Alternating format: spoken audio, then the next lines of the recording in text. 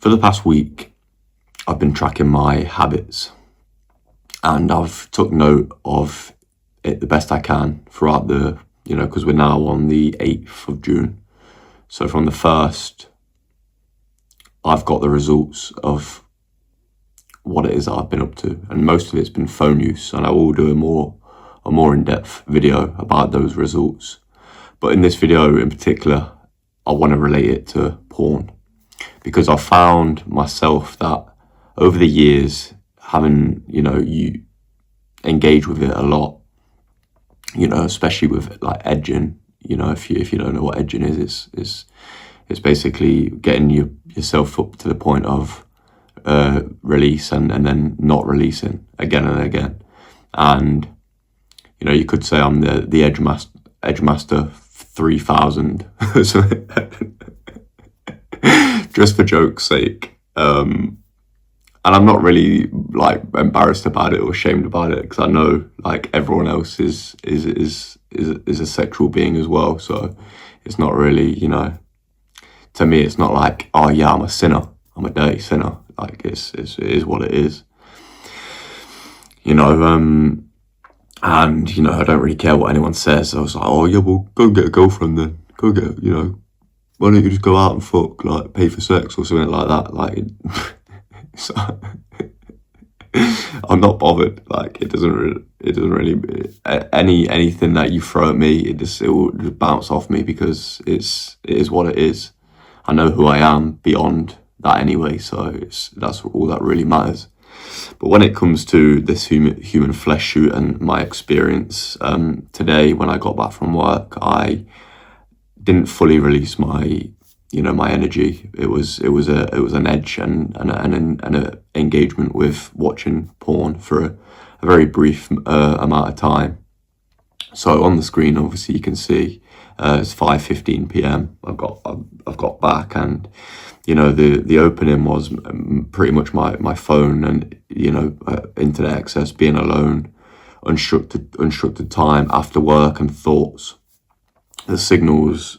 Avoiding something, because I really should have just gone straight onto physical exercise, and then unfocused and scattered attention and high energy as well, because I'm making the choice to be celibate, really, like in terms of like until I find a half decent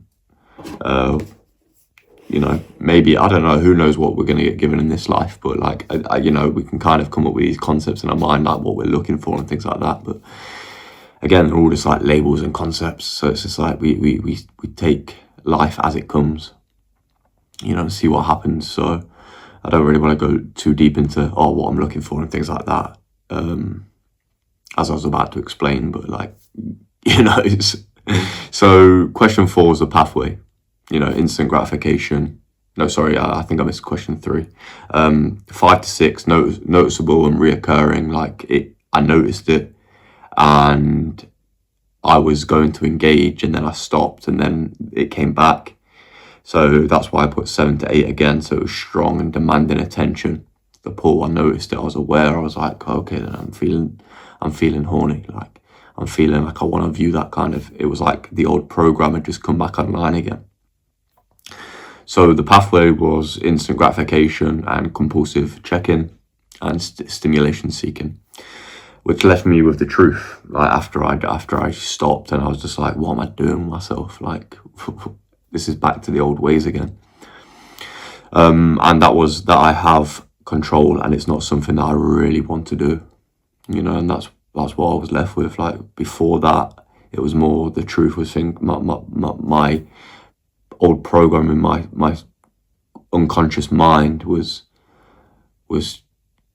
basically the shadow, you could say, as Carl Jung would say, like it was trying to come back up again and resurface and say, hello, I'm here. And most people would see that as a spiritual attack or something like that, and like something is outside of themselves that is causing them to lose control. Especially those that subscribe to biblical scripture and things like. But that's not what this channel is about. It's about observation, understanding, a deeper understanding about what it is that we're doing and how we can track and take note and collect some data on why we're doing the things that we do. So if that helps, if it helps that, you can also do this yourself if you're struggling, especially when it comes to pornography, because I know how prevalent it is in a lot of men and women's lives. And the easy access we have to it nowadays is just how things have turned out and how humanity is like. And I think it will always be the case. Like, it's never going to be the case that we are going to eradicate that kind of thing from the world. And I think it's perfectly part of being a normal, healthy human being. But obviously, when it comes to overindulgence, and it can be detrimental. So, but then I don't know. Part of me also says there's a perspective on it that it's not coming from a place of love. It's coming from a place of animalistic, lower nature. And that's what we all are in some aspects. We are all given we're all an awareness or a consciousness experiencing a human flesh suit. And the lower aspects of human nature is perfectly normal and healthy. But I would say where it can go not really wrong, but like it can become destructive, is obviously overindulgence. To the point where you feel like you don't want to have a connection with the opposite sex or the same sex, whatever it may be for you.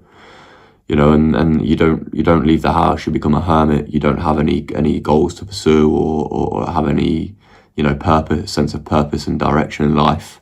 And all you find yourself doing is whacking one off in front of the computer or your phone, and feeling like you're stuck in a cycle. And I've been there myself. Like, so if you're someone that is watching this, then I can only really recommend filling out this jot form. Filling out this jot form as much as you can when you do go back to doing a said vice. And obviously this one is more based on pornography, so it will really help. Like it and I mean, I've used it. I filled it out today, but that's been the only time I've used it since I've actually created this system. And I'm not exactly tracking the days like a lot of people that do this quote unquote semen retention do, which I was once a part of. And I thought, it's just cultish. Like, it's just another one of those groups that like label and say that this is the only way. Like, you have to live your life, kind of thing.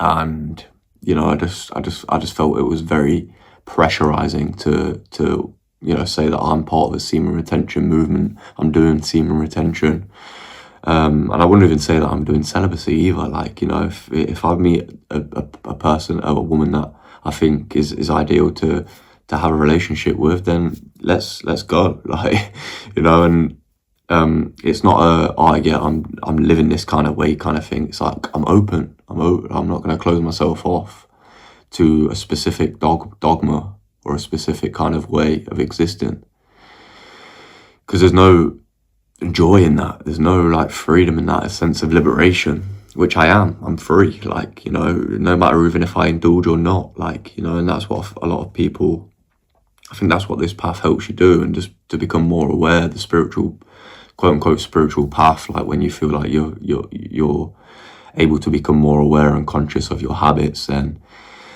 that's what it does. Like, it makes you feel like, you don't necessarily want to subscribe to anything. Like, even concepts and ideas alone about your own habits. It's just like, but I'm doing this for the people that are feeling like they're trapped and they do identify with their habits and the behaviors, and because I'm not saying that I don't, like, I'm aware of them, but like I just don't allow them to become part of my identity anymore.